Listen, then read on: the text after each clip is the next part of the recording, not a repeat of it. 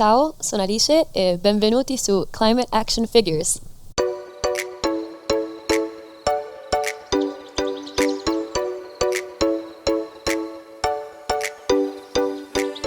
Hello and welcome to the 77th edition of Climate Action Figures. My name is John Whidden, and this week on the show you get to meet Alice.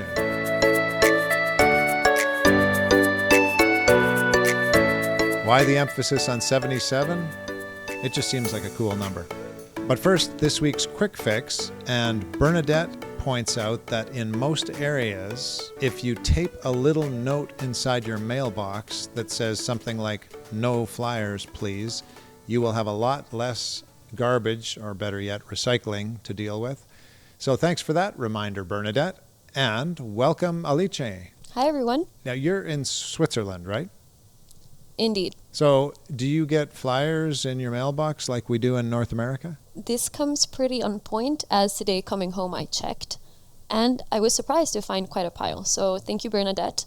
Alice, we were connected by Harshita, and it is amazing how many times I have repeated those words, "we were connected by Harshita." You probably won't be surprised because she is so connected to so many amazing people. I think we're going to actually have to start paying Harshita a guest finding fee. She tells us that you are a veterinarian by trade. Is there a specific animal you work with more than any other? That's a really funny question, as it's a very common one too. I think it's the first thing someone asks when they're talking to a vet and interacting with a vet, as we do generally assume that a veterinarian is going to be a clinician. And that's just a common image we have of vets. They're going to be doctors and they're going to just be treating their patients, which are non-humans. I'm currently not working as a clinician, even though I'm very much a veterinarian and very much involved in veterinary matters.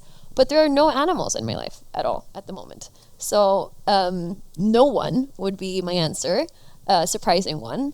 Okay, let's get further into that in just a second. But clearly you will be a veterinarian because you love animals. So is it difficult for you to be away from animals? Do you love being with animals?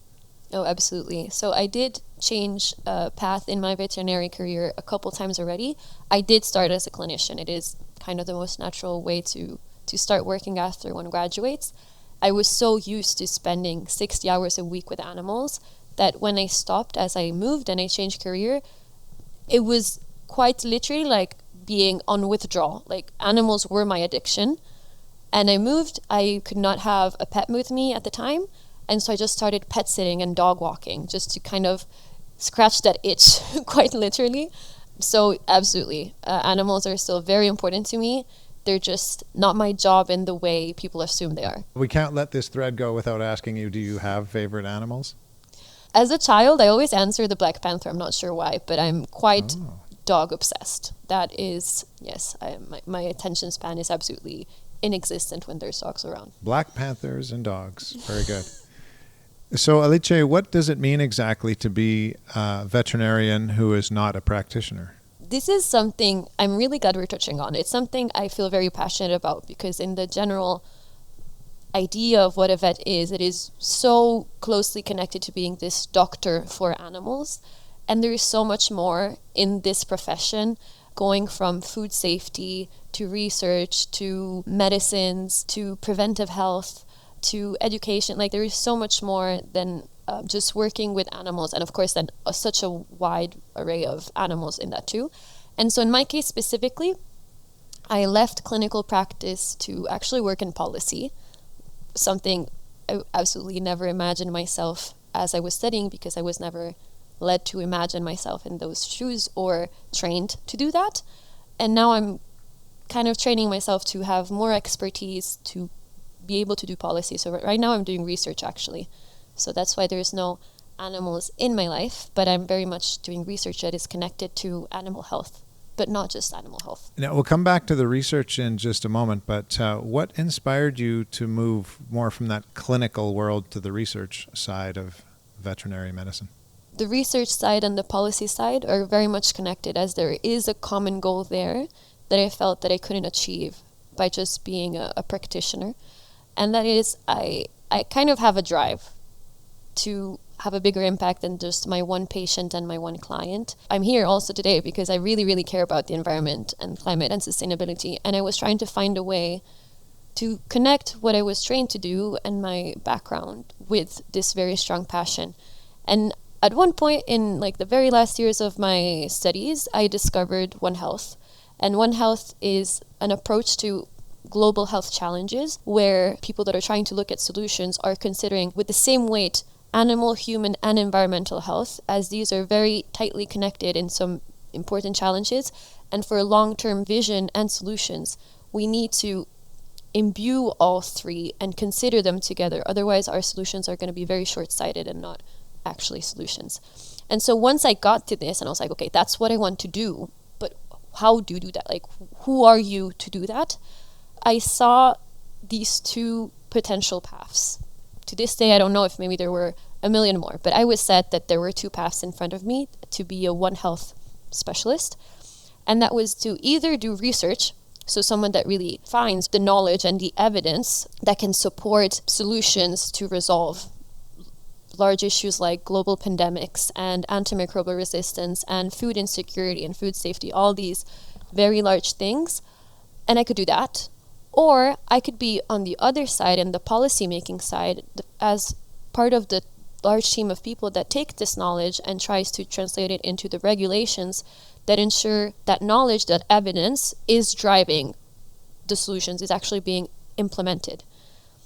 At first, I saw the research side as very frustrating because the way I see it, I think we have the solutions, we have the knowledge, but it's very tricky to make them become reality in the politics. So I thought I would be frustrated as a researcher. Let me try policy first. And I went into policy. But I felt that, again, I was just a very young vet with no real life experience, with not a big expertise in anything. So who am I to advocate on anything that is meaningful? And so that's why I took a step back and I was like, okay, let me actually know what I want to be talking about. Let me know where we should be focusing on. Let me know where I would like to direct the public attention, the general public, and of course policymakers, before I go back into that policy space. So the two are really tightly connected. They're working together towards my goal, but I had to take a step and try to see how that was going to work for me.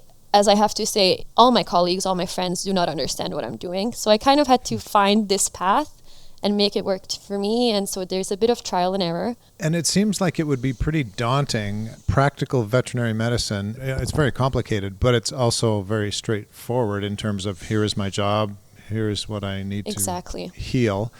But this, it seems like it would be daunting to get into this policy. Like, how do I approach policy? Do I connect with a certain organization? So what have been your inroads? How have you managed to do that? If someone was interested in this kind of a pursuit, where would they go? I think you really knocked the nail on the head in the sense that I had no idea how to do this, and I don't think I have the technical skill set that is expected for someone who does this. Because yes, I was trained to treat animals. I was trained to be on a farm or in a clinic. So I was suddenly in an office doing a completely different job. I was very fortunate to find an access point for me, and that was through the Trade Association of Vets. So I was doing policy for the vets. I was kind of representing the vets at a European level. And so that was the access point because I come from a vet background and they know that and they want that, even though I do not actually have the policy experience. So that was a great point for me. And I think this exists for different professions. Maybe that's a way to start if you weren't trained to be someone who imagines themselves in policy, but you have that technical expertise. It doesn't mean that it's not a space for you. You just need to find the right access point to build that training, that expertise that allows you to be in the room where it happens. That's how I like to phrase it. And so that's how it worked for me. And I hope others can also find a way. It's not the paved path, but that doesn't mean it's not worth fighting through. And you mentioned the intersection of these three areas, the environment, animals, and remind me of the third? Humans. Oh, yeah, right. How could I forget that? No one forgets humans. Refreshing. I love that you did. Yeah, I maybe love it's that. refreshing. So in these three areas, this Venn diagram, what have you found that is the overlap of all three of those that we might not realize that is really important?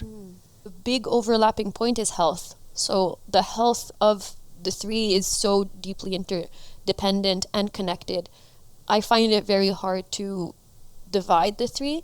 But then we can look at more specific things that are quite close. So I think one very obvious example is food. So food nourishes all species, whether they're human or non-human, and it comes from the environment. So poor environmental health, whether that is soil, whether that is water, will affect how healthy we will be and how healthy our animals are, and not just our animals, wild animals. So I think that's a very obvious point where safe food and just available food for, so food security, we need to look at all three. We cannot just expect, humans will forever have safe food if we don't consider where we're growing this food. And so that's one I'm really passionate about. But in general, with now climate change, so much of how diseases are appearing and spreading is changing because of how the climate is being affected. And it's not the same conditions we had before. And so especially if you think of vector-borne diseases, so for example, in the Arctic, we have insects that had never been there before, or that were there for a very short time, and now they have larger seasons, and they're expanding, and they're insects like mosquitoes and ticks that can potentially transmit diseases, and they're accessing areas that were never ready for them, and so maybe don't even have plans to be prepared and to react and to mitigate the effect of disease. So the three are so deeply connected, we just need to kind of have this approach where we see that. But I think the real problem there, and why I advocate so much for it and believe so much in it, is that in general we do tend to be very anthropocentric. So we do tend to frame everything for a human advantage and not with this real trivalent point of view, which is why it was so refreshing that you forgot the humans. And it's hard to push it back to that perspective when we're so used to just thinking of what our own benefit is.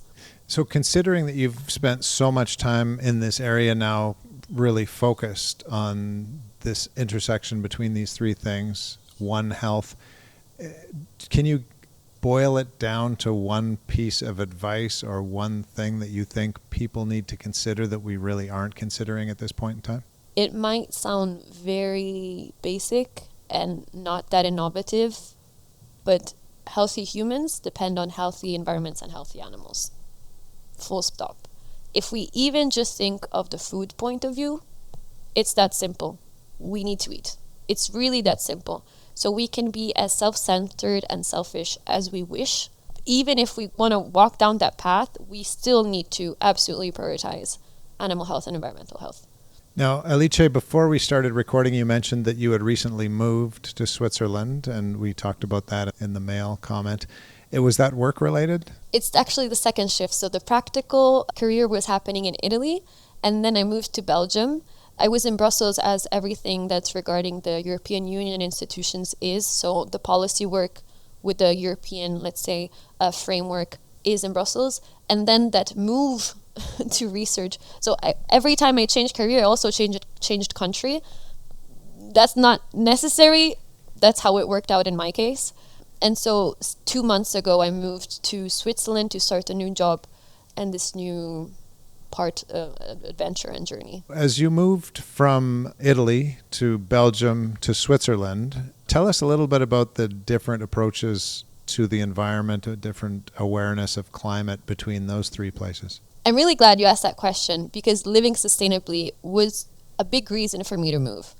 In Italy, I was really feeling like that was not entirely possible, at least for the way I imagine living sustainably, which is very sad to say. So Italy has a lot of advantages and a lot of benefits, but you really are car dependent. The recycling, the incentives to live in a sustainable life that tries to not waste is really hard. It's quite a consumistic, I would say, society. And that was something I was really struggling with. And the move to Belgium was something that I knew would work well for me, as it's a country where it's really easy to move around by train, by bike. It's so much more acceptable to buy secondhand in Belgium than it is in Italy, whether it's clothes, whether it's furniture, really anything. And that's something that is quite important to me. Some people laugh when I say this, but that is something that actually put me down a lot. It would affect me in my daily life and my happiness that I could live like this versus when I couldn't.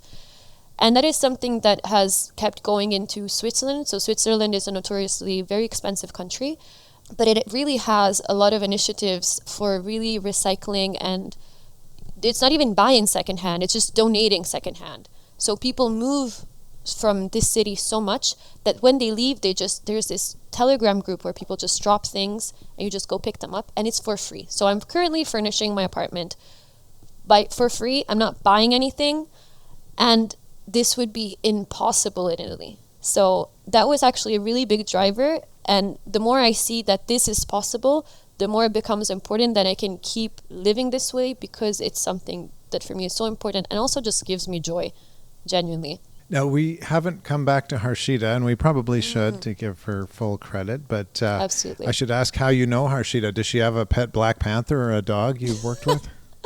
Oh, I would love if she had a pet Black Panther. I think it would suit her so well. No, I'm kidding. But Harshita and I actually met in our youth advocacy efforts.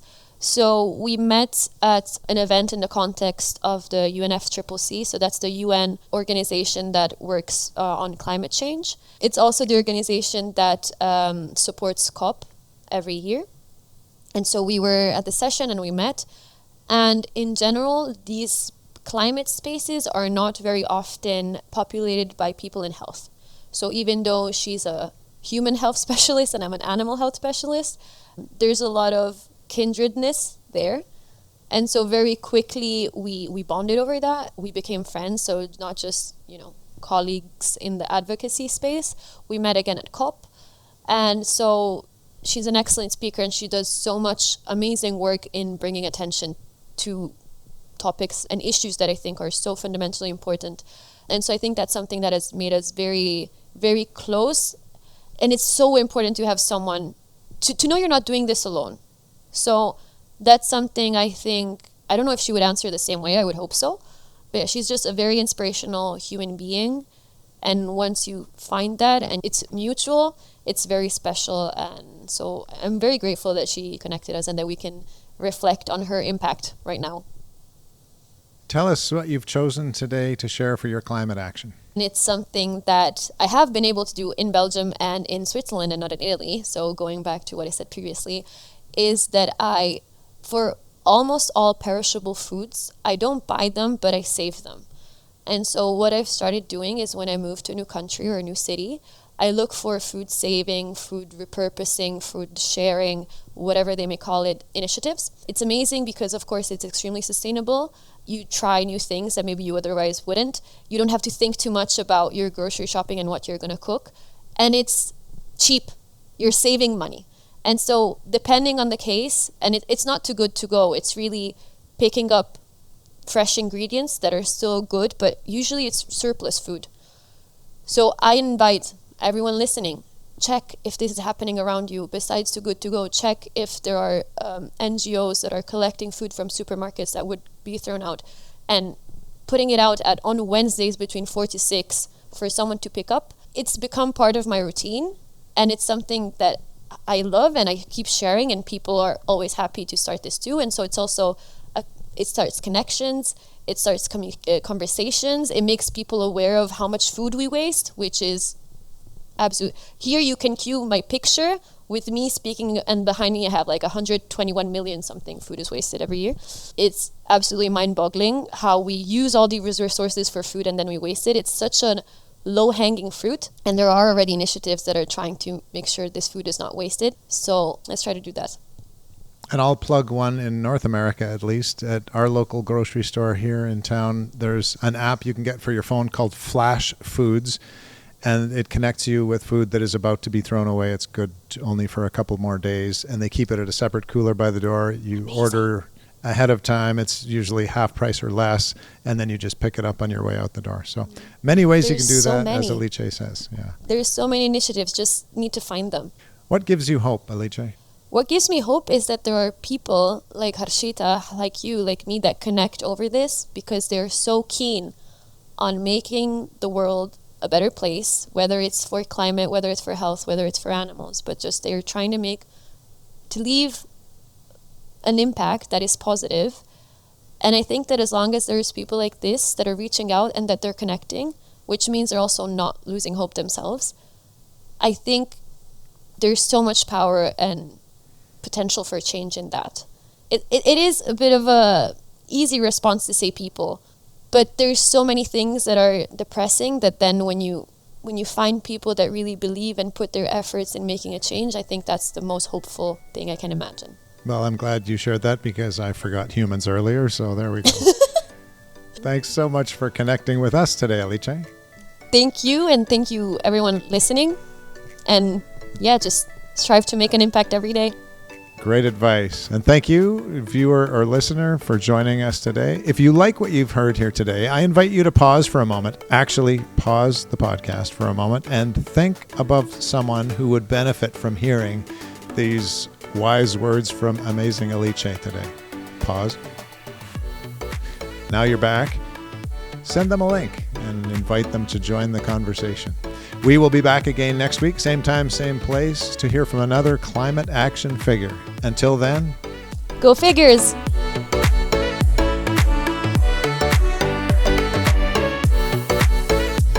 This has been Climate Action Figures. Our show is produced and hosted by John Whidden. Our creative consultant is Kayla McIntosh. Our theme song is Hawaii Vacation by Tovari. You can find us on Instagram, Facebook, and YouTube at Climate Action Figures. That's all one word. And if you have any other questions or comments that arose from this or any episode, feel free to reach out to us at climateactionfigures@gmail.com. And thank you for listening. We'll be back next week with another Climate Action Figure.